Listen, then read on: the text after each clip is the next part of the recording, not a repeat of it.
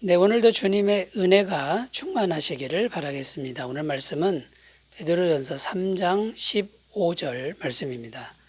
너희 마음에 그리스도를 주로 삼아 거룩하게 하고 너희 속에 있는 소망에 관한 이유를 묻는 자에게는 대답할 것을 항상 준비하되 온유와 두려움으로 하고. 아멘.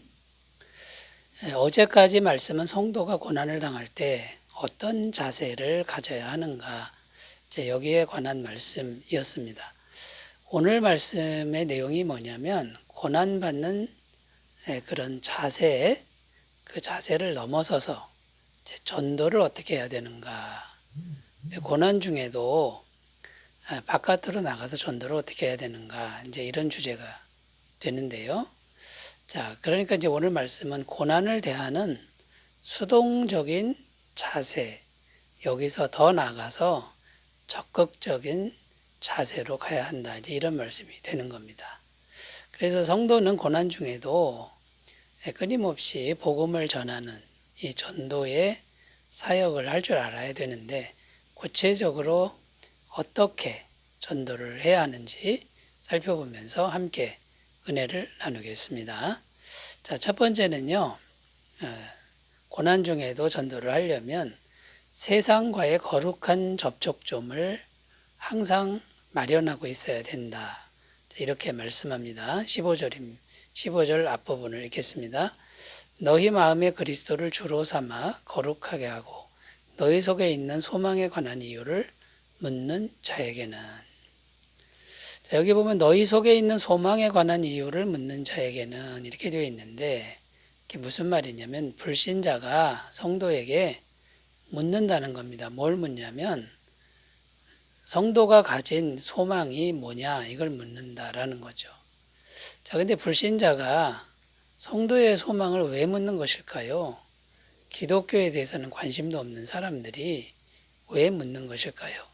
그 이유가 9절에 나오는데, 앞부분 9절에 악을 악으로 욕을 욕으로 갚지 말고 도리어 복을 빌라. 이를 위하여 너희가 부르심을 받았으니 이는 복을 이어받게 하려 하심이라. 자, 여기 보면 악을 악으로 욕을 욕으로 갚지 말고 이렇게 되어 있는데, 그러니까 성도라는 사람들은 핍박을 받아도 대항하지 않고 열심히 선을 행한다는 겁니다. 자, 그 모습을 보고 불신자들이 도대체 기독교인들은 무엇을 소망하기에 그렇게 행동하는가, 이렇게 묻게 된다라는 거죠. 자, 그러니까 여러분, 이 세상 속에서 성도들이 항상 이 거룩한 접촉점, 거룩한 행실, 이것을 행하며 살면 불신자들이 궁금증을 갖는다라는 겁니다. 도대체 너희 안에 있는 소망이 뭐길래 그렇게 핍박을 받아도 미움을 받아도 선을 행하느냐.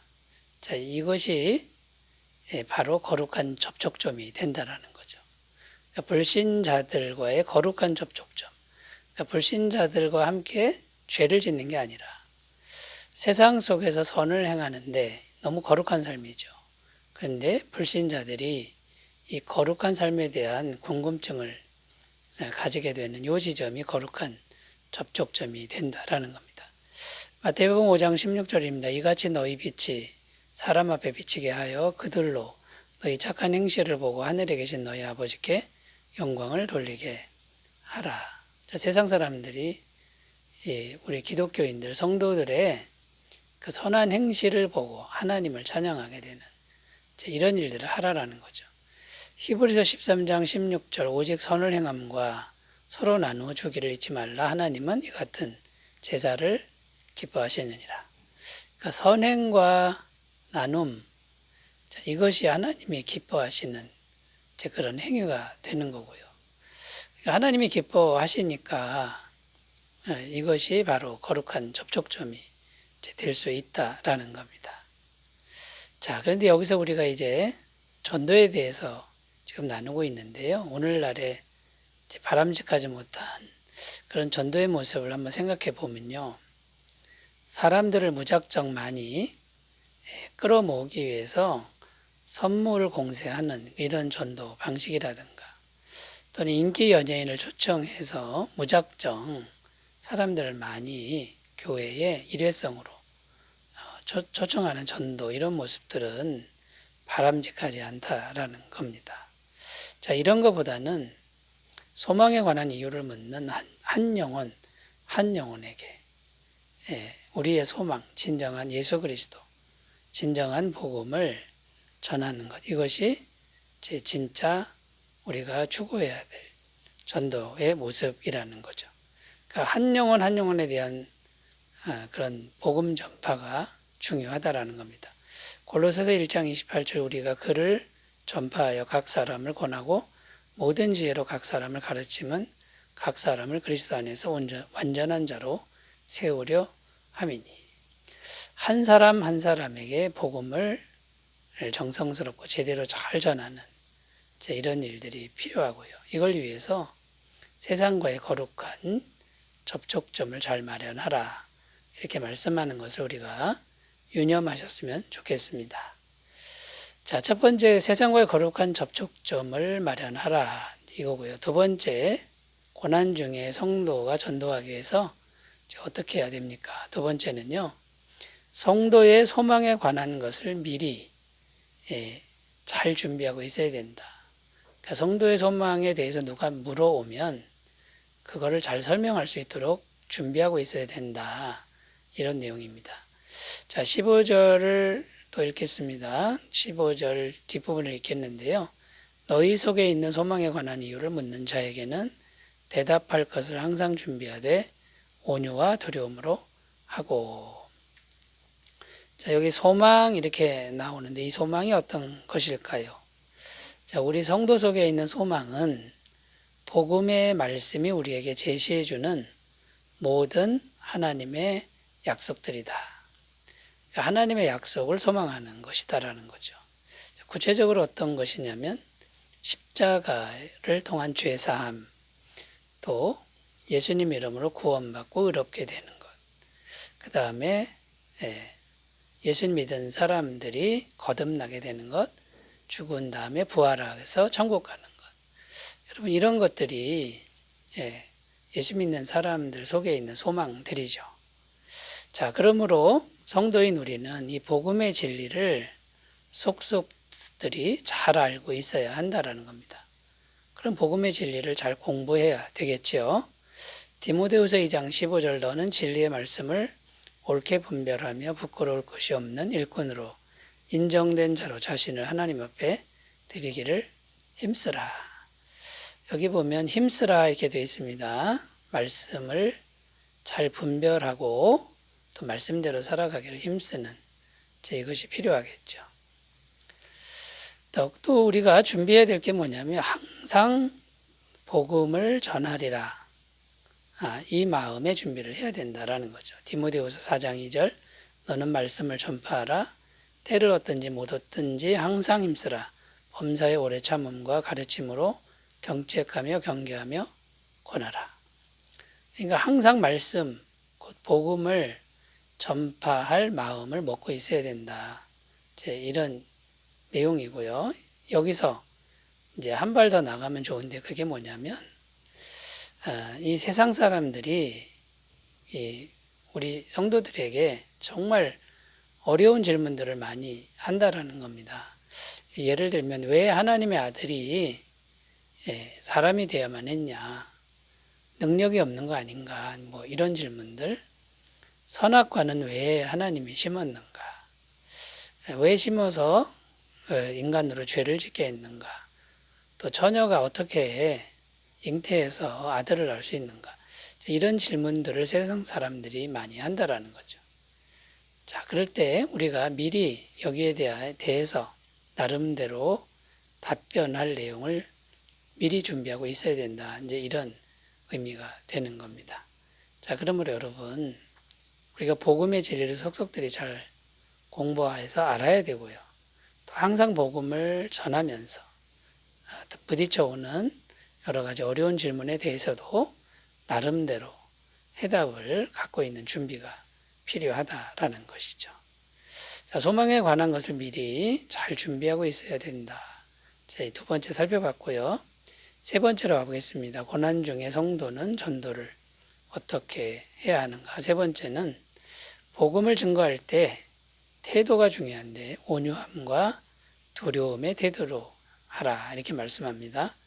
15절 읽겠습니다. 너희 마음에 그리스도를 주로 삼아 거룩하게 하고 너희 속에 있는 소망에 관한 이유를 묻는 자에게는 대답할 것을 항상 준비하되 온유와 두려움으로 하고. 자, 끝부분에 온유와 두려움으로 하라 이렇게 되어 있는데 복음 전도할 때 태도를 말하는 겁니다. 온유함은 부드러운 태도고요. 두려움은 하나님을 두려워하는 태도입니다. 그러니까 온유함은 사람을 향한 태도죠. 그러나 두려움은 하나님을 향한 태도입니다. 그래서 이걸 종합하면 어떤 의미가 되냐면 겉으로는 부드럽지만 속으로는 하나님 앞에 단호한 태도 이게 있어야 된다. 이 두 가지가 함께 있어야 된다라는 겁니다. 자, 안타까운 건요. 이 두 가지 중에 하나를 잃어버릴 때가 있다라는 거죠. 이걸 잃어버리면 안 된다라는 겁니다. 어떨 때는 복음을 전하면서 너무 움츠러드는 그런 사람들을 찾아볼 수가 있는데 그럴 필요가 없는 거죠. 하나님을 두려워한다 그러면요. 하나님 앞에 당당하게 복음을 전해야 되는 거고요. 또 어떨 때는 너무 일방적이고 강요하는 그런 모습으로 복음을 전한다라는 겁니다. 이건 무례함이 되는 거죠. 폭력이 되는 거죠. 자, 이렇게 균형을 잃으면 안 된다라는 것인데 첫 번째 복음은 절대 부끄러운 것이 아니다. 이 확신이 있어야 될 줄로 믿습니다. 로마서 1장 16절. 내가 복음을 부끄러워하지 아니하노니 이 복음은 모든 믿는 자에게 구원을 주시는 하나님의 능력이 됨이라. 먼저는 유대인에게요. 그리고 헬라인에게로다. 사도 바울은 복음을 부끄러워하지 않는다. 구원의 능력이 된다. 이렇게 자부심을 가진 모습을 보여주고 있습니다. 또 두 번째 생각할 건 강요나 지나친 설득. 자, 이런 태도는 안 된다라는 거죠. 언제나 온유하게 선포하는 겁니다. 사도행전 2장 32절 이 예수를 하나님이 살리신지라 우리가 다 이 일의 증인이로다. 그러니까 증거자만 되면 되는 거지 사람에게 강요해서는 안 된다라는 겁니다. 고린도 전서 2장 4절 5절입니다. 내 말과 내 전도함이 설득력 있는 지혜의 말로 하지 아니하고 다만 성령의 나타나심과 능력으로 하여 너희 믿음이 사람의 지혜에 있지 아니하고 다만 하나님의 능력에 있게 하려 하였노라. 설득하려고 하지 않고 그냥 예수님 그리고 예수님의 십자가를 선포했더니 성령의 능력이 나타났다. 자, 이런 의미가 되는 겁니다. 자, 복음 증거할 때 태도가 정말 중요한데 온유하면서도 하나님 앞에서 단호함 그리고 자신 있는 이런 모습으로 복음을 잘 전하셨으면 좋겠습니다. 기도합니다. 하나님 아버지, 고난 중에도 항상 전도하리라는 마음을 확정하도록 도우시고 지혜를 허락하옵소서. 예수님의 이름으로 기도드립니다. 아멘. 은혜 충만하시기 바라겠습니다. 감사합니다.